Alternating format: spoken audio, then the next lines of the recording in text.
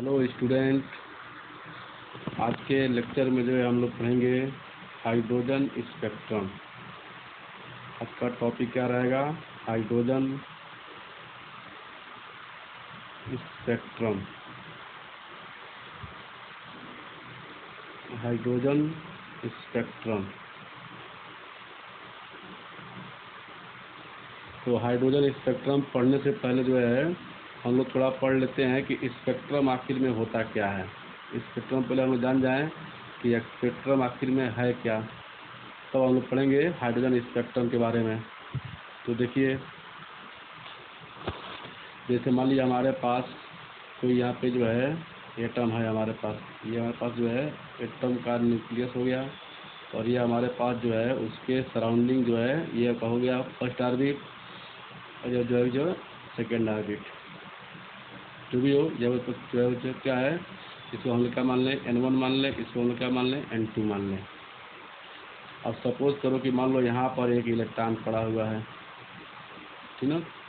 यहाँ पर इलेक्ट्रॉन एक पड़ा हुआ है फर्स्ट सेल में, और आगे जितने भी सेल हों उससे मतलब नहीं है, अभी फर्स्ट समझिए क्या चीज़ है ये। और जैसे मान लिया हम इस एटम को हम इस एटम को हीट करेंगे, तो जैसे हम इसको हीट करना स्टार्ट करेंगे तो इस जिसमें आपका इलेक्ट्रॉन है वो ऑर्बिट है, पहले क्या होगा, पहले हीट होगा, उसमें रखा हुआ इलेक्ट्रॉन हीट होगा, वाइब्रेट करेगा वो, और जैसे वाइब्रेट करेगा तो वह जो है एनर्जी को गेन करना शुरू करेगा, एनर्जी को गेन करना शुरू करेगा। और जैसे एनर्जी गेन करेगा उसकी एनर्जी क्या होगी, इंक्रीज होती जाएगी।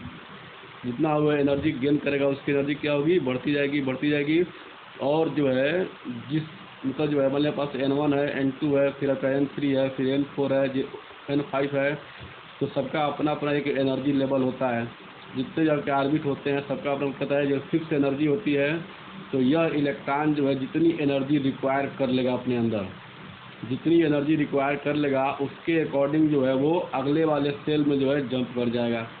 अब सपोज कर लो कि जो है इस इलेक्ट्रॉन को इतनी एनर्जी मिल गई, इस इलेक्ट्रॉन को इतनी एनर्जी मिल गई कि उसकी एनर्जी जो है इस सेकेंड ऑर्बिट के इक्वल हो गया।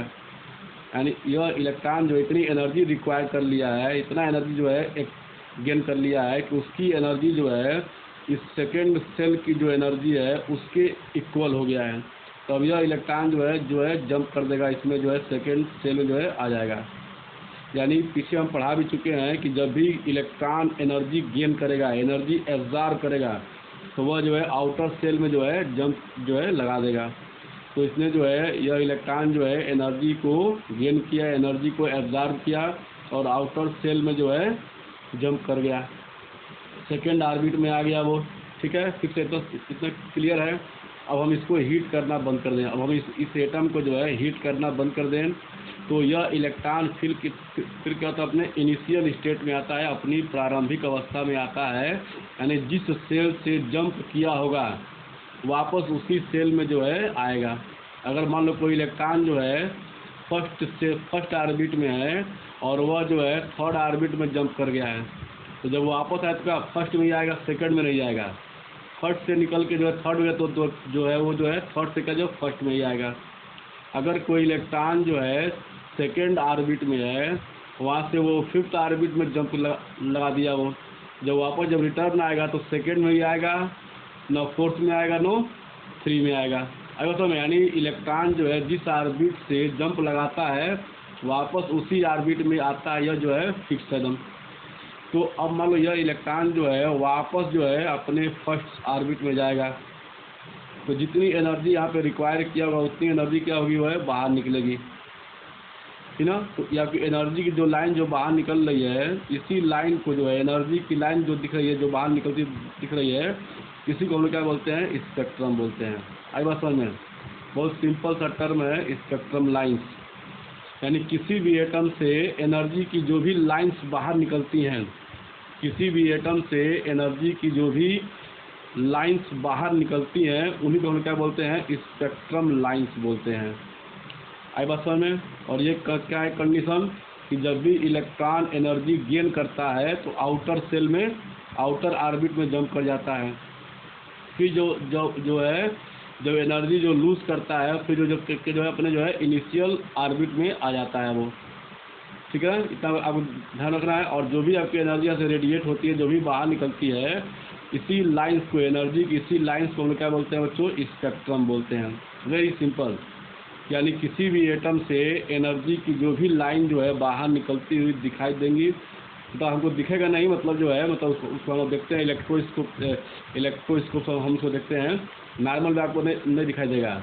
ठीक है, बस हम लोग मान लेते हैं कि जो भी लाइंस बाहर निकलती हैं उसको हम क्या बोलेंगे? उसको हम बोलेंगे स्पेक्ट्रम लाइंस। हो गया। अब हम आते हैं कहाँ पे? अपना जो मेन पॉइंट है हाइड्रोजन स्पेक्ट्रम। तो हाइड्रोजन स्पेक्ट्रम हम लोग पढ़ेंगे। तो हाइड्रोजन स्पेक्ट्रम यानी जब भी हाइड्रोजन गैस को लिया गया और उसको हीट किया गया, ध्यान दीजिए और समझिए यहाँ पे।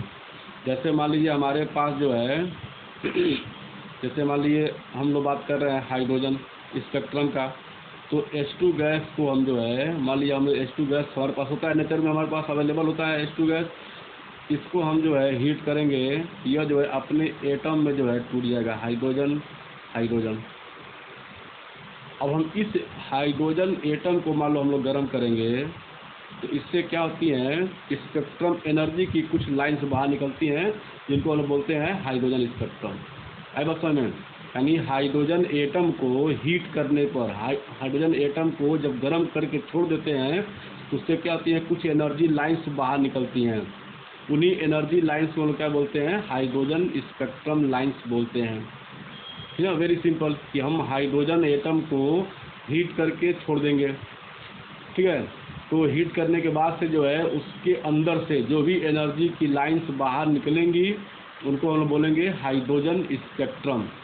तो ऐसा देखा गया कि किसी भी हाइड्रोजन एटम को जब हीट करके छोड़ दिया गया, तो उससे जो है 6 प्रकार की जो है लाइंस निकलती हैं। ठीक ना, 6 प्रकार की जो है लाइंस निकलती हैं, जिनको जो है 6 श्रेणियों में बांट दिया गया है, 6 श्रेणी को जो है वो डिवाइड किया गया है। तो हाइड्रोजन एटम से जो है क्या होती हैं? स्पेक्ट्रम की 6 सीरीज निकलती हैं। स्पेक्ट्रम की 6 सीरीज निकलती हैं। पहली सीरीज हमारे पास क्या होती है? Lyman series. क्या होती है? पहली सीरीज क्या होती है हमारी? जो है लाइमन सीरीज होती है। दूसरा हमारे पास होता है बामर सीरीज, बामर सीरीज। थर्ड हमारे पास होता है पास्टन सीरीज।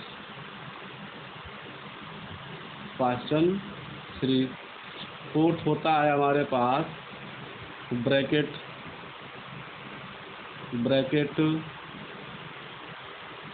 सीरीज। ये 4 हो गया। अब देखिए फिफ्थ नंबर क्या होता है? फिफ्थ नंबर हमारे पास होता है हमारे पास पी फंड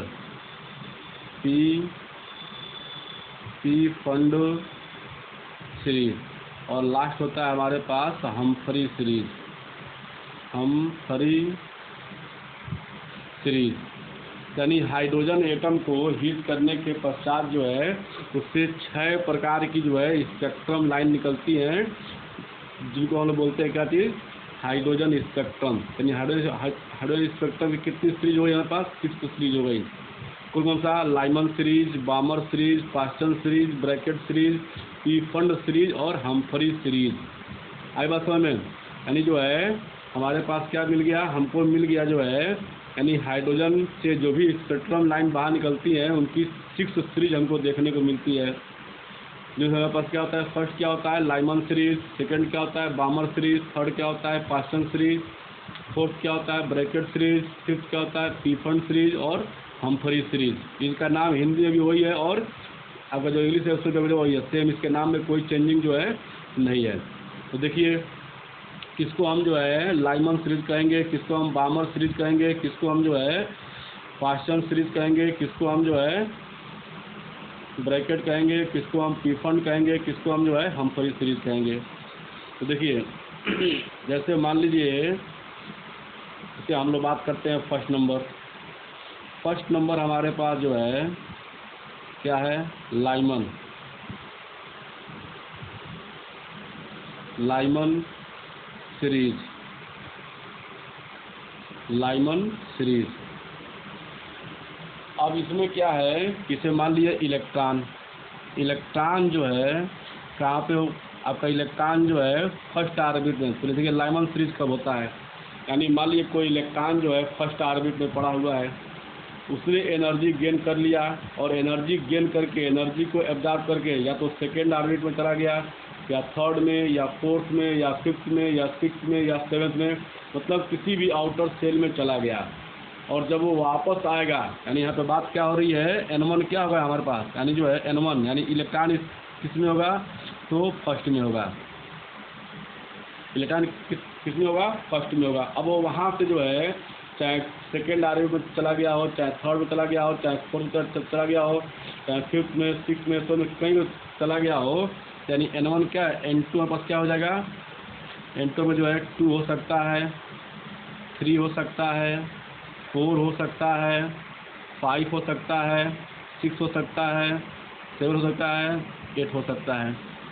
तो इलेक्ट्रॉन फर्स्ट ऑर्बिट में रहता है, एनर्जी गेन करने के पश्चात या तो 2 में चला जाएगा, या तो 3 में जाएगा, या तो 4 में जाएगा, या तो 5 में जाएगा, या तो 6 में जाएगा, या तो 7 में, या तो 8 में। अब वापस आएगा तो सेकेंड में क्या, तो फर्स्ट में ही आएगा, थर्ड में क्या रहेगा तो फर्स्ट में ही आएगा, फोर्थ में क्या आएगा तो जो फर्स्ट में ही आएगा। यानी इनमें से किसी भी ऑर्बिट में गया हो तो वापस कहाँ पे आएगा, फर्स्ट में आएगा। तो जो भी स्पेक्ट्रम लाइन बाहर निकलेंगी, जो भी स्पेक्ट्रम लाइन बाहर निकलेंगी उसको हम लोग कहेंगे लाइमन सीरीज। क्या बोलेंगे उसको लोग, उसको लोग बोलेंगे लाइमन सीरीज। यानी जब भी जो है आउटर ऑर्बिट से, जब भी किसी भी आउटर ऑर्बिट से इलेक्ट्रॉन वापस फर्स्ट ऑर्बिट में आता है, वापस फर्स्ट ऑर्बिट में आता है, तो उससे निकलने वाली स्पेक्ट्रम लाइन्स को हम क्या बोलते हैं, लाइमन सीरीज की स्पेक्ट्रम लाइन। आई बात समझ में। तो अब जो है मान लीजिए हमको इसका वेवलेंथ देखना हो, लाइमन सीरीज की जो है जो भी आपकी स्पेक्ट्रम लाइन है उनकी वेवलेंथ हमको अगर फाइंड करना है, ध्यान दीजिए कि लाइमन सीरीज की जो भी स्पेक्ट्रम लाइन्स हैं, अगर हमको उनका वेवलेंथ हमको कैलकुलेट करना है तो उसके लिए फार्मूला क्या हो जाएगा हमारे पास, 1/λ इक्वल टू RH 1/1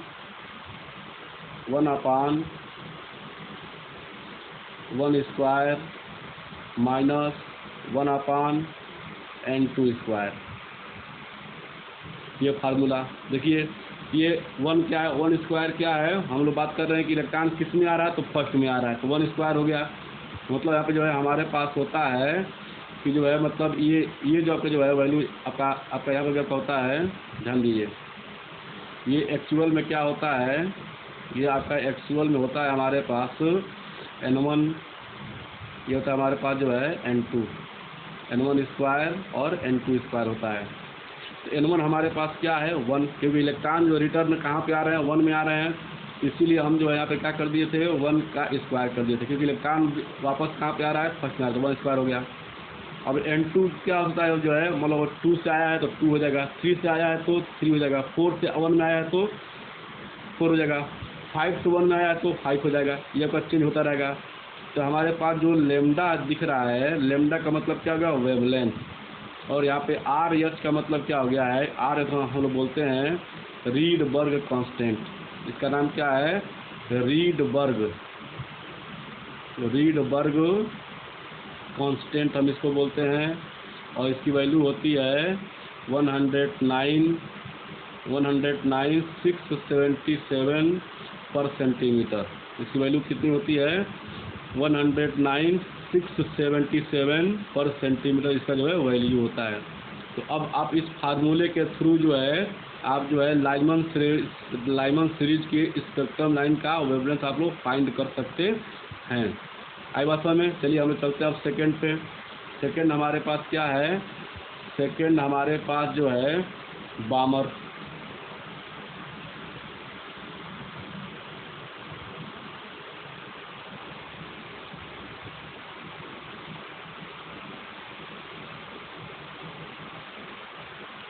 सेकेंड हमारे पास है बामर सीरीज, बामर सीरीज, बामर सीरीज। अब देखिए, अब इसमें N1 मतलब इलेक्ट्रॉन कहाँ पे है, तो नंबर 2 में है। इलेक्ट्रॉन कहाँ पे है, ऑर्बिट नंबर 2 में है। और यहाँ से जब वो इलेक्ट्रॉन गेन करेगा तो कहाँ कहाँ जा सकता है वो, या तो आपका 3 में जाएगा, या तो आपका 4 में जाएगा, या तो आपका 5 में जाएगा, या तो आपका 6 में जाएगा, या तो आपका 7 में जाएगा, या तो आपका जो है 8 में जाएगा। तो तब 2 में इलेक्ट्रॉन ऑलरेडी है, वो एनर्जी गेन करेगा तो बाहर ही निकलेगा, या तो 3 में जाएगा, या तो 4 में जाएगा, या तो 5 में जाएगा, या तो 6 में, या 7 में, तो 8 में। और जब वापस जब आएगा तो सेकेंड में ही आएगा। तो जब भी जो है 3rd, 4th, 5th, 6th, 7 या 8th ऑर्बिट से जब भी इलेक्ट्रॉन वापस सेकेंड ऑर्बिट में आते हैं, उससे जो भी एनर्जी की लाइन्स बाहर निकलती हैं उसको हम बोलते हैं बामर सीरीज की स्पेक्ट्रम लाइन्स। अब इसका वेवलेंथ आप लोग फाइंड कर सकते हैं उसी फार्मूले से, ठीक ना, वही फार्मूला है, बस n की वैल्यू आपको जो है चेंज करना है। तो देखिए हमारे पास क्या होता है, 1/λ = 109 677, ठीक ना, 1 कितना हो जाएगा, अब यहाँ पर जो है 2² हो जाएगा, -1/n2² हो जाएगा। अब आप N2 जो है जो आपका 3 हो सकता है, 4, 5, 6, 7 जो भी हो सकता है, आप उसको लिख लेंगे जो भी क्वेश्चन में आएगा। तो चलिए अब हम आगे आते हैं किस पे, 3 नंबर पे। 3 नंबर पे आते हैं। 3 हमारे पास क्या है,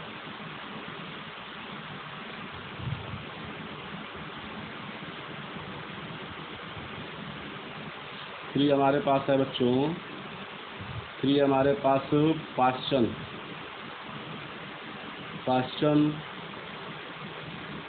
सीरीज। अब इसमें N1 क्या होगा बताइए, N1 हमारे पास कितना हो जाएगा, 3rd हो जाएगा। यानी इलेक्ट्रॉन कहाँ पे है, तो 3rd ऑर्बिट में है। इलेक्ट्रॉन कहाँ पे है, 3rd ऑर्बिट में है। और जब वो एनर्जी गेन करेगा तो यहाँ से कहाँ जा सकता है वो बताइए, N2 आपका जो है 4th में जा सकता है, 5th में जा सकता है, 6th में जा सकता है, 7th में या 8th में जा सकता है। और जब वापस आएगा तो 3rd में ही आएगा, 2 में या 1 में नहीं जाएगा। यानी जो है इलेक्ट्रॉन अगर 4th में है तो 3 में जा रहा है, 5th में है तो 3 में जा रहा है, 6th में है तो 3 में जा रहा है। यानी इलेक्ट्रॉन जहाँ से निकला रहेगा फिर वहीं पे रिटर्न होके जाएगा। अब ऐसा नहीं है कि 3 से निकल के 4th में गया था तब 4th से 1 में आ जाएगा, ऐसा नहीं हो सकता है। यानी 3 से निकल के 4 में गया तो 4th 3 में ही आएगा, 2 या 1 में जो है नहीं जा सकता है। तो जब भी जो है 4th, 5th, 6th, 7th या 8th ऑर्बिट से इलेक्ट्रॉन रिटर्न 3rd ऑर्बिट में जाता है तो उससे जो भी स्पेक्ट्रम की लाइन्स बाहर निकलती हैं उसको हम बोलते हैं पास्चन सीरीज की स्पेक्ट्रम लाइन्स। अब इसका वेवलेंथ आप लोग जो है फार्मूला इसके लिए लिख सकते हैं, बहुत ही सिंपल इसका फार्मूला है। कितना हो जाएगा इसका फार्मूला बताइए, इसका फार्मूला क्या हो जाएगा, 1/λ = 109 677, कितना हो जाएगा हमारे पास, 1/3² -1/n2² पर सेंटीमीटर। ये हो गया हमारे पास जो है 3rd। अब हम लोग आते हैं कहाँ पे, अब हम लोग आते हैं ब्रैकेट में। अब आप जो 3 समझ गए हैं तो आगे आपको एकदम आसान हो गया होगा, आप समझ सकते हैं कि आगे क्या हो सकता है। जब आपको 1, 2, 3 आपको समझ में आ गया है तो आगे आप जो है अपने मन से इसको भी कर सकते हैं, बस इसको तो आप देखते जाइए। 4th में क्या कर रहा है हमारे पास,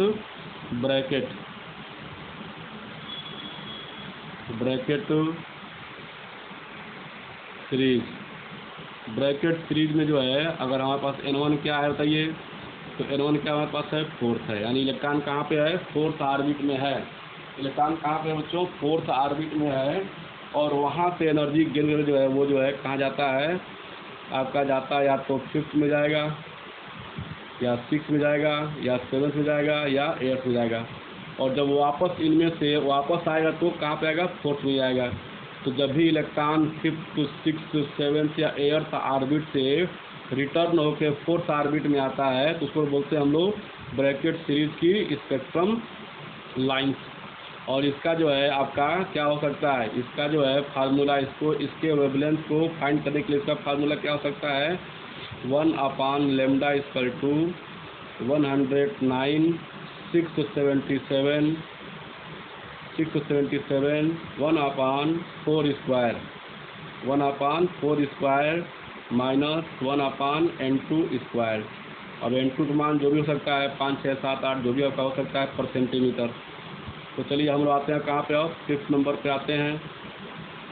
तो 5th नंबर क्या हमारे पास है, P fund series. P fund series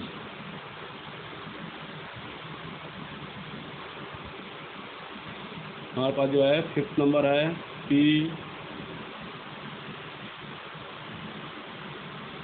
P fund series. आगे आप लोग समझ सकते हैं क्या हो सकता है इसमें कि N1 कितना हो जाएगा, 5th हो जाएगा। और यहाँ से इलेक्ट्रॉन एनर्जी गेन करने के बाद कहाँ कहाँ जा सकता है, या तो 6 में जाएगा, या तो 7 में जाएगा, या तो का 8 में जाएगा। अब असल में यानी जब भी इलेक्ट्रॉन 6th ऑर्बिट 7th या 8th ऑर्बिट से रिटर्न होकर वापस 5th ऑर्बिट में आता है, उससे जो भी स्पेक्ट्रम की लाइन बाहर निकलती है उसको बोलते हैं पी फंड स्पेक्ट्रम सीरीज। और इसका वेवलेंथ के लिए फार्मूला क्या होगा बताइए, 109 677 1/5 स्क्वायर माइनस 1/n2 स्क्वायर। ये हो गया। अब चलिए हम लोग आते हैं लास्ट हमारे पास क्या है, हम्फ्री सीरीज। लास्ट हमारे पास क्या है, हम्फ्री सीरीज।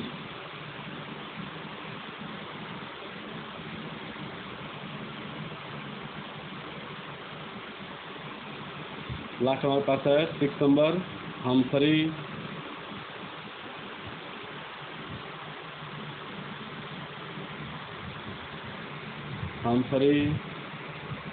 सीरीज। अब इसमें N1 क्या हो सकता है बताइए, आपका हो जाएगा 6। अब यहाँ से जो है जब ये एनर्जी गेन करेगा तो कहाँ कहाँ जा सकता है आपका, या तो 7th में जाएगा या तो 8th में जाएगा।